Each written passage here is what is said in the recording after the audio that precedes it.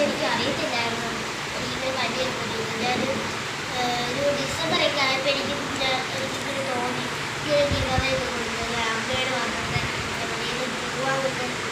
ശരിക്കും പറഞ്ഞാൽ എവിടെയെങ്കിലും പോവാൻ പക്ഷെ അത് നടന്നില്ല.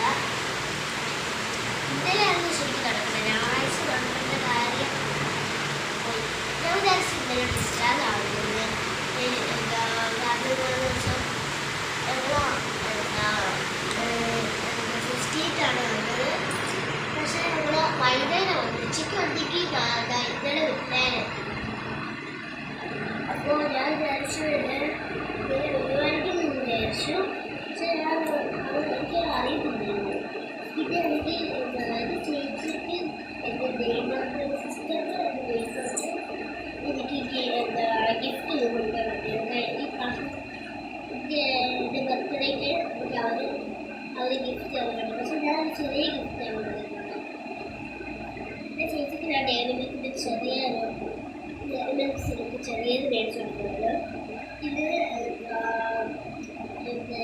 എൻ്റെ നെയ്ബറിൻ്റെ ഒരു ചെറിയ ഗ്ലാസ് കളർ കൊണ്ട് സാധാരണ വെള്ളിയല്ല സാധാരണ കളർ. പക്ഷെ അവളെ കിച്ച് വലിയ ഗിഫ്റ്റാണ് കൊടുത്തത്. പക്ഷെ എൻ്റെ ചേച്ചി അതിനേക്കാളും വലിയ ഗിഫ്റ്റാണ്.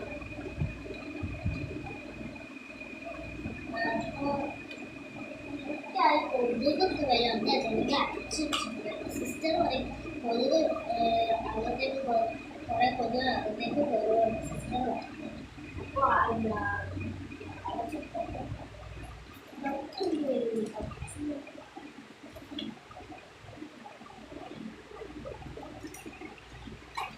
ഡോക്ടർ പോയി. പക്ഷെ രാവിലെ വൈകിട്ട്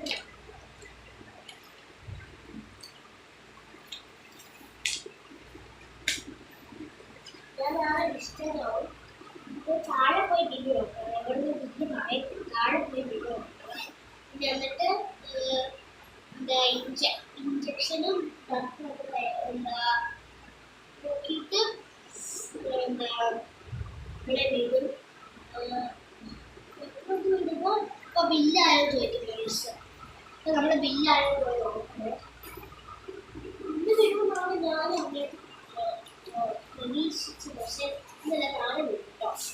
അപ്പോൾ നാളെ ഡിസ്ചാർജ് ആവുമ്പോൾ ഈ